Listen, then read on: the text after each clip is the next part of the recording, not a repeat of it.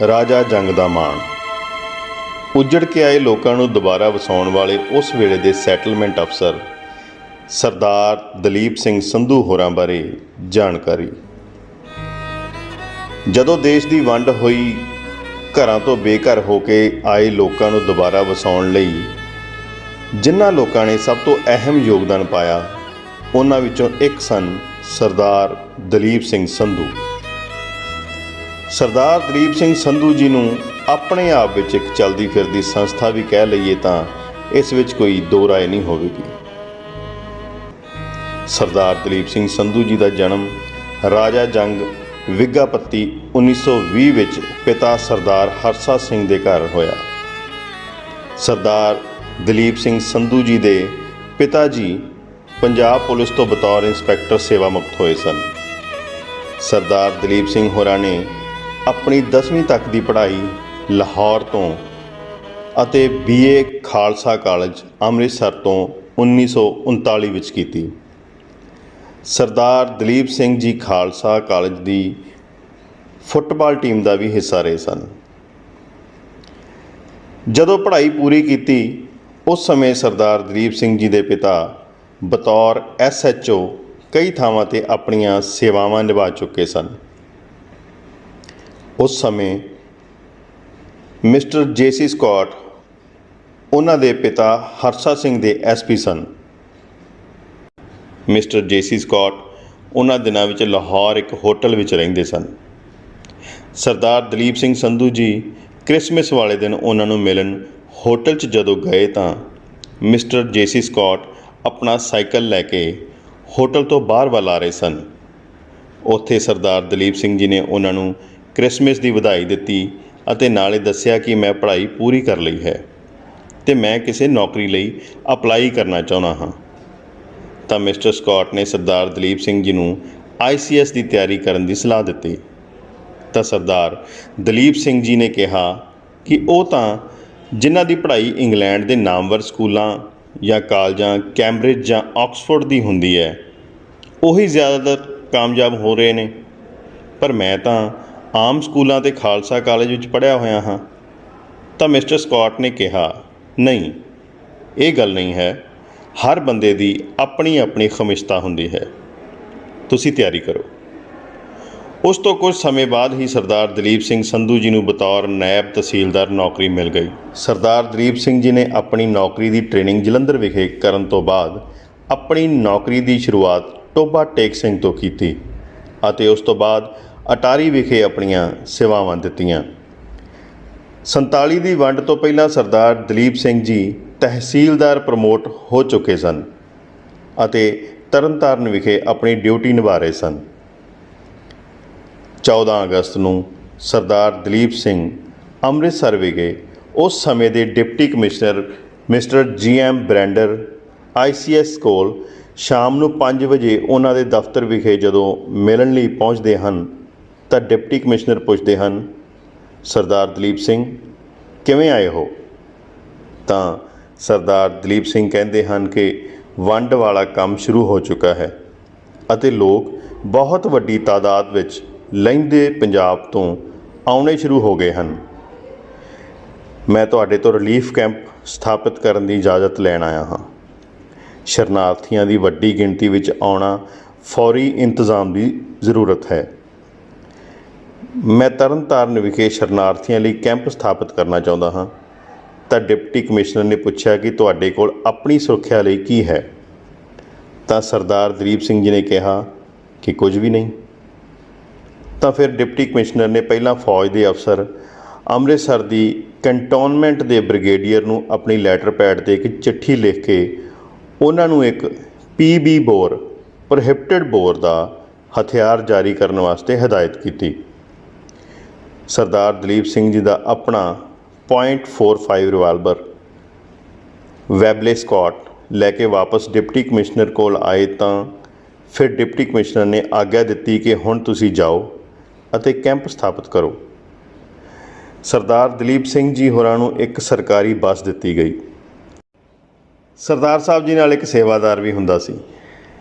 ਉਹ ਉੱਥੋਂ ਬੱਸ ਲੈ ਕੇ ਚੱਲੇ ਅਤੇ ਸਾਰੇ ਪਿੰਡਾਂ ਵਿੱਚੋਂ ਕਣਕ, ਚੌਲ, ਦਾਲਾਂ, ਖੰਡ, ਸ਼ੱਕਰ ਹਰ ਤਰ੍ਹਾਂ ਦਾ ਰਾਸ਼ਨ ਪਾਣੀ, ਬਿਸਤਰੇ ਅਤੇ ਜ਼ਰੂਰਤ ਦੀਆਂ ਚੀਜ਼ਾਂ ਜਿਵੇਂ ਜਿਵੇਂ ਮਿਲਦੀਆਂ ਗਈਆਂ ਇਕੱਠੇ ਕਰਦੇ ਗਏ। ਰਜਿਸਟਰ ਵਿੱਚ ਪਿੰਡਾਂ ਦਾ ਵੇਰਵਾ ਵੀ ਪਾਉਂਦੇ ਗਏ ਕਿ ਕਿਹੜੇ-ਕਿਹੜੇ ਪਿੰਡ ਨੇ ਅਤੇ ਕਿਸ ਪਿੰਡ ਵਾਸੀ ਦਾ ਕੀ ਯੋਗਦਾਨ ਪਾਇਆ ਗਿਆ। ਉੱਧਰੋਂ ਉੱਜੜ ਕੇ ਲੋਕ ਆਉਣੇ ਸ਼ੁਰੂ ਹੋ ਚੁੱਕੇ ਸਨ। ਆਸੇ-ਪਾਸੇ ਦੇ ਪਿੰਡਾਂ ਦੇ ਸਕੂਲ, ਗੁਰਦੁਆਰਾ ਸਾਹਿਬ ਵਿਖੇ ਲੋਕਾਂ ਦੇ ਰਹਿਣ ਲਈ ਪ੍ਰਬੰਧ ਕੀਤੇ ਗਏ। ਬਹੁਤ ਲੋਕਾਂ ਦੀ ਕੱਟ ਵੱਢ ਹੋਣ ਕਾਰਨ ਹਾਲਤ ਬਹੁਤ ਜ਼ਿਆਦਾ ਖਰਾਬ ਸੀ। ਨਾ ਕੋਈ ਡਾਕਟਰ, ਨਾ ਕੋਈ ਮੈਡੀਕਲ ਸੇਵਾਵਾਂ ਮਿਲ ਰਹੀਆਂ ਸਨ, ਕਿਉਂਕਿ ਡਾਕਟਰ ਅੰਮ੍ਰਿਤਸਰ ਤੋਂ ਆਉਣੇ ਸਨ, ਪਰ ਉੱਥੇ ਵੀ ਬਹੁਤ ਵੱਡਾ ਕੈਂਪ ਲੱਗਿਆ ਹੋਣ ਕਰਕੇ ਕੋਈ ਡਾਕਟਰੀ ਸੇਵਾਵਾਂ ਨਹੀਂ ਮਿਲ ਰਹੀਆਂ ਸਨ। ਇਸ ਕਰਕੇ ਲੋਕਾਂ ਨੇ ਆਪ ਹੀ ਸੇਵਾ ਕਰਨੀ ਸ਼ੁਰੂ ਕਰ ਦਿੱਤੀ। ਸਰਦਾਰ ਦਲੀਪ ਸਿੰਘ ਜੀ ਹੋਰਾਂ ਦੇ ਦੋ ਵੱਡੇ ਭਰਾ ਸਰਦਾਰ ਅਨੂਪ ਸਿੰਘ ਜੀ ਅਤੇ ਸਰਦਾਰ ਜਰਨੈਲ ਸਿੰਘ ਸੰਧੂ ਜੀ ਅਤੇ ਇੱਕ ਛੋਟੀ ਭੈਣ ਸੀ। ਇਹਨਾਂ ਦੇ ਪਿਤਾ ਜੀ ਨੇ ਵੰਡ ਤੋਂ ਕਈ ਸਾਲ ਪਹਿਲਾਂ ਸਿਰਸਾ ਦੇ ਨੇੜੇ ਪਿੰਡ ਹਰੀਪੁਰ ਵਿਖੇ ਜ਼ਮੀਨ ਖਰੀਦ ਲਈ ਸੀ। ਵੰਡ ਵੇਲੇ ਰਾਜਾ ਜੰਗ ਤੋਂ ਇਹਨਾਂ ਦੇ ਮਾਤਾ ਪਿਤਾ ਜੀ ਹਰੀਪੁਰ ਆ ਗਏ ਸਨ। ਬਾਕੀ ਦੇ ਮੈਂਬਰ ਜੋ ਬਚ ਸਕੇ ਵੰਡ ਵਾਲੇ ਦਿਨ ਹੀ ਬਾਰਡਰ ਪਾਰ ਕਰ ਸਕੇ ਸਨ। 47 ਦੀ ਵੰਡ ਵੇਲੇ ਇਹਨਾਂ ਦੀਆਂ ਸੇਵਾਵਾਂ ਨੂੰ ਦੇਖਦੇ ਹੋਏ ਸਰਕਾਰ ਨੇ 1949-50 ਵਿੱਚ ਸਰਦਾਰ ਦਲੀਪ ਸਿੰਘ ਜੀ ਨੂੰ PCS ਪ੍ਰਮੋਟ ਕਰ ਦਿੱਤਾ ਸੀ। ਉਸ ਤੋਂ ਬਾਅਦ ਇਹਨਾਂ ਨੂੰ ਸੈਟਲਮੈਂਟ ਅਫਸਰ ਲਗਾਇਆ ਗਿਆ, ਜਿਸ ਵਿੱਚ ਇਹਨਾਂ ਨੇ ਆਪਣੀਆਂ ਸੇਵਾਵਾਂ ਅੰਬਾਲਾ, ਬਠਿੰਡਾ ਅਤੇ ਇਹਨਾਂ ਤੋਂ ਇਲਾਵਾ ਅੰਮ੍ਰਿਤਸਰ ਵਿਖੇ ਰੈਵਨਿਊ ਅਫਸਰ ਵਜੋਂ ਨਿਭਾਈਆਂ। ਇਸ ਤੋਂ ਬਾਅਦ ਕੰਸੋਲੀਡੇਸ਼ਨ ਅਫਸਰ ਵੀ ਰਹੇ, ਜਿਸ ਦਾ ਮਕਸਦ ਸੀ ਕਿ ਜਿਸ ਦੀ ਜ਼ਮੀਨ ਜਿੰਨੀ ਬਣਦੀ ਹੈ ਉਸ ਨੂੰ ਉਸ ਦਾ ਓਨਾ ਹਿੱਸਾ ਇੱਕ ਥਾਂ 'ਤੇ ਹੀ ਦਿੱਤਾ ਜਾਵੇ। ਜਦੋਂ ਲੋਕ ਉੱਧਰੋਂ ਆਏ ਤਾਂ ਕੁਝ ਰਿਕਾਰਡ ਤਾਂ ਉਸ ਸਮੇਂ ਨਾਲੋਂ ਨਾਲ ਲੋਕਾਂ ਤੋਂ ਲਿਆ ਗਿਆ ਅਤੇ ਬਾਕੀ ਲੈਂਡ ਰਿਕਾਰਡ ਦਾ ਮੁੱਖ ਦਫ਼ਤਰ ਜਲੰਧਰ ਵਿੱਚ ਸੀ। ਸਾਰਾ ਰਿਕਾਰਡ ਉੱਥੇ ਆਉਂਦਾ। ਡਾਇਰੈਕਟਰ ਲੈਂਡ ਰਿਕਾਰਡ ਪੰਜਾਬ ਦਾ ਮੁੱਖ ਦਫ਼ਤਰ ਅੱਜ ਵੀ ਜਲੰਧਰ ਹੀ ਹੈ। ਇੱਧਰ ਦੀ ਜ਼ਮੀਨ ਦਾ ਰਿਕਾਰਡ ਉੱਧਰ ਜਾਂਦਾ, ਫਿਰ ਦੇਖਿਆ ਜਾਂਦਾ ਕਿ ਕੌਣ ਕਿੰਨੀ ਜ਼ਮੀਨ ਦਾ ਮਾਲਕ ਹੈ ਅਤੇ ਪੈਸੇ ਦੇ ਹਿਸਾਬ ਨਾਲ ਉਸ ਦੀ ਵੈਲਿਊ ਬਣਦੀ। ਉਸ ਤੋਂ ਬਾਅਦ ਉਸ ਨੂੰ ਜ਼ਮੀਨ ਅਲਾਟ ਹੁੰਦੀ। ਇਹ ਕੰਮ ਔਖਾ ਬਹੁਤ ਸੀ ਅਤੇ ਔਖਾ ਹੋਣ ਦੇ ਨਾਲ ਟੈਕਨੀਕਲ ਬਹੁਤ ਸੀ। ਉਹਨਾਂ ਦਿਨਾਂ ਵਿੱਚ ਜਿਹੜਾ ਅਫਸਰ ਆਪਣੀ ਡਿਊਟੀ ਨੂੰ ਇਮਾਨਦਾਰੀ ਨਾਲ ਕਰਦਾ ਸੀ, ਉਸ ਦੀ ਇੱਜ਼ਤ ਬਹੁਤ ਹੁੰਦੀ ਸੀ। ਉਹਨਾਂ ਦਿਨਾਂ ਵਿੱਚ ਸਰਦਾਰ ਦਲੀਪ ਸਿੰਘ ਜੀ ਦੇ ਜੋ ਮੰਤਰੀ ਹੁੰਦੇ ਸਨ, ਉਹਨਾਂ ਵਿੱਚ ਸਰਦਾਰ ਗੁਰਬਚਨ ਸਿੰਘ ਬਾਜਵਾ, ਸਰਦਾਰ ਦਰਬਾਰਾ ਸਿੰਘ ਅਤੇ ਪ੍ਰਤਾਪ ਸਿੰਘ ਕੈਰੋਂ, ਇਹ ਵੀ ਰੈਵਨਿਊ ਦੇ ਮਿਨਿਸਟਰ ਰਹਿ ਚੁੱਕੇ ਸਨ। ਸਰਦਾਰ ਪ੍ਰਤਾਪ ਸਿੰਘ ਕੈਰੋਂ ਜੀ ਤਰਨਤਾਰਨ ਏਰੀਏ ਦੇ ਸਨ ਅਤੇ ਸਰਦਾਰ ਦਲੀਪ ਸਿੰਘ ਜੀ ਤਰਨਤਾਰਨ ਵਿਖੇ ਬਤੌਰ ਤਹਿਸੀਲਦਾਰ ਹੋਣ ਕਰਕੇ ਸਰਦਾਰ ਪ੍ਰਤਾਪ ਸਿੰਘ ਕੈਰੋਂ ਜੀ ਇਹਨਾਂ ਨੂੰ ਬਹੁਤ ਚੰਗੀ ਤਰ੍ਹਾਂ ਜਾਣਦੇ ਸਨ। ਸਰਦਾਰ ਦਲੀਪ ਸਿੰਘ ਜੀ ਸੈਟਲਮੈਂਟ ਕਮਿਸ਼ਨਰ ਤੋਂ ਬਾਅਦ ਸ਼੍ਰੀ ਅੰਮ੍ਰਿਤਸਰ ਵਿਖੇ ਸਿਟੀ ਮੈਜਿਸਟ੍ਰੇਟ ਅਤੇ ਰੈਵਨਿਊ ਅਫਸਰ ਰਹੇ। ਉਸ ਤੋਂ ਬਾਅਦ ਬਟਾਲਾ ਵਿਖੇ SDM ਰਹੇ ਅਤੇ ਮਗਰੋਂ ਜਲੰਧਰ ਵਿਖੇ ਡਿਵੀਜ਼ਨਲ ਐਗਰੀਕਲਚਰ ਪ੍ਰੋਡਕਸ਼ਨ ਅਫਸਰ ਰਹੇ। ਉਸ ਤੋਂ ਬਾਅਦ 1964 ਵਿੱਚ ਚੰਡੀਗੜ੍ਹ ਵਿਖੇ ਆ ਗਏ। ਇੱਥੇ ਇਹਨਾਂ ਨੂੰ ਫੂਡ ਐਂਡ ਸਪਲਾਈ ਮਹਿਕਮਾ ਮਿਲਿਆ। ਉਸ ਤੋਂ ਮਗਰੋਂ 1965 ਅਤੇ 1971 ਦੀ ਜੰਗ ਸਮੇਂ ਇਹਨਾਂ ਨੂੰ ਰਿਲੀਫ ਰਿਹੈਬਿਲਿਟੇਸ਼ਨ ਦਾ ਡਾਇਰੈਕਟਰ ਲਗਾਇਆ ਗਿਆ। ਉਸ ਤੋਂ ਬਾਅਦ ਜੁਆਇੰਟ ਸੈਕਟਰੀ ਕਾਰਪੋਰੇਸ਼ਨ ਰੈਵਨਿਊ ਰਹੇ। 1978 ਵਿੱਚ ਸਰਦਾਰ ਦਲੀਪ ਸਿੰਘ ਜੀ ਰਿਟਾਇਰ ਹੋ ਗਏ। 1980 ਵਿੱਚ ਸਰਦਾਰ ਦਰਬਾਰਾ ਸਿੰਘ ਜੀ ਨੇ ਇਹਨਾਂ ਨੂੰ ਪੰਜਾਬ ਪਬਲਿਕ ਸਰਵਿਸ ਕਮਿਸ਼ਨ ਦਾ ਮੈਂਬਰ ਲਗਾ ਦਿੱਤਾ। ਇੱਥੇ 1 ਸਾਲ ਆਪਣੀਆਂ ਸੇਵਾਵਾਂ ਦਿੱਤੀਆਂ। ਸਰਦਾਰ ਦਲੀਪ ਸਿੰਘ ਜੀ ਹੋਰਾਂ ਨੇ ਆਪਣੀ ਪੂਰੀ ਨੌਕਰੀ ਦੇ ਦੌਰਾਨ ਬਹੁਤ ਜ਼ਿਆਦਾ ਮਿਹਨਤ ਅਤੇ ਇਮਾਨਦਾਰੀ ਨਾਲ ਲੋਕਾਂ ਦੀ ਸੇਵਾ ਕੀਤੀ। ਸੋਚਿਆ ਜਾਵੇ ਤਾਂ 1947 ਦੀ ਵੰਡ ਵੇਲੇ ਜਦੋਂ ਲੋਕਾਂ 'ਤੇ ਮੁਸੀਬਤ ਪਈ ਸੀ, ਉਸ ਸਮੇਂ ਸਰਦਾਰ ਸਾਹਿਬ ਤਹਿਸੀਲਦਾਰ ਸਨ ਅਤੇ ਉਹਨਾਂ ਦੇ ਭਰਾ DSP ਸਨ। ਯਾਨੀ ਕਿ ਕਲਮ ਅਤੇ ਤਾਕਤ ਦੋਨੋਂ ਹੀ ਉਹਨਾਂ ਕੋਲ ਸਨ। ਉਹ ਜੋ ਚਾਹੁੰਦੇ ਉਹ ਬਣਾ ਸਕਦੇ ਸੀ, ਪਰ ਉਹਨਾਂ ਨੇ ਆਪਣੀ ਤਾਕਤ ਦਾ ਨਾਜਾਇਜ਼ ਫਾਇਦਾ ਨਹੀਂ ਉਠਾਇਆ। ਸਗੋਂ ਜੋ ਵੰਡ ਦੇ ਹਿਸਾਬ ਨਾਲ ਮਿਲਿਆ ਉਸੇ ਵਿੱਚ ਹੀ ਸੰਤੁਸ਼ਟ ਸਨ। ਸਰਦਾਰ ਦਲੀਪ ਸਿੰਘ ਹੋਰਾਂ ਵਰਗੇ ਮਿਹਨਤੀ ਅਤੇ ਇਮਾਨਦਾਰ ਅਫਸਰ ਕਦੇ-ਕਦੇ ਪੈਦਾ ਹੁੰਦੇ ਹਨ। ਲੱਖਾਂ ਲੋਕਾਂ ਦੇ ਉੱਜੜਨ ਤੋਂ ਬਾਅਦ ਦੁਬਾਰਾ ਵਸਣ ਤੱਕ ਸਹਿਯੋਗ ਦੇਣ ਵਾਲੇ ਅਫਸਰ ਸਰਦਾਰ ਦਲੀਪ ਸਿੰਘ ਹੋਰਾਂ ਦੇ ਅੱਗੇ 3 ਪੁੱਤਰ ਵੀ IAS ਅਤੇ IRS ਅਫਸਰ ਰਿਟਾਇਰ ਹੋ ਚੁੱਕੇ ਹਨ। ਉਹਨਾਂ ਦੇ ਵੱਡੇ ਪੁੱਤਰ ਸਰਦਾਰ ਇੰਦਰਜੀਤ ਸਿੰਘ ਸੰਧੂ ਜੀ IAS ਰਿਟਾਇਰ ਹੋਏ। ਉਸ ਤੋਂ ਛੋਟੇ ਪੁੱਤਰ ਸਰਦਾਰ ਬਲਦੀਪ ਸਿੰਘ ਸੰਧੂ IRS ਰਿਟਾਇਰ ਹੋਏ।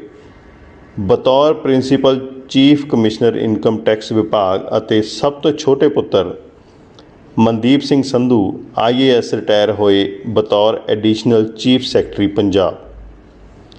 ਅੱਜ ਕੱਲ੍ਹ ਉਹਨਾਂ ਦਾ ਪਰਿਵਾਰ ਚੰਡੀਗੜ੍ਹ ਵਿਖੇ ਆਪਣਾ ਜੀਵਨ ਬਤੀਤ ਕਰ ਰਿਹਾ ਹੈ। ਜਦੋਂ ਵੀ ਕਿਤੇ ਰਾਜਾ ਜੰਗ ਦਾ ਜ਼ਿਕਰ ਹੁੰਦਾ ਹੈ ਤਾਂ ਨਾਲ ਸਰਦਾਰ ਦਲੀਪ ਸਿੰਘ ਸੰਧੂ ਜੀ ਹੋਰਾਂ ਦਾ ਜ਼ਿਕਰ ਹੋਣਾ ਲਾਜ਼ਮੀ ਹੈ। ਸਰਦਾਰ ਦਲੀਪ ਸਿੰਘ ਜੀ ਆਪਣੀ ਸੰਸਾਰਿਕ ਯਾਤਰਾ ਪੂਰੀ ਕਰਕੇ 30 ਜੂਨ 2014 ਨੂੰ ਇਸ ਦੁਨੀਆ ਨੂੰ ਅਲਵਿਦਾ ਆਖ ਗਏ। ਲੇਖਕ ਕੁਲਵਿੰਦਰ ਸੰਧੂ, ਆਵਾਜ਼ ਦਵਿੰਦਰ ਪੁਰਬਾ, ਐਡੀਟਿੰਗ ਪ੍ਰੀਤ ਮਲਕਪੁਰੀ।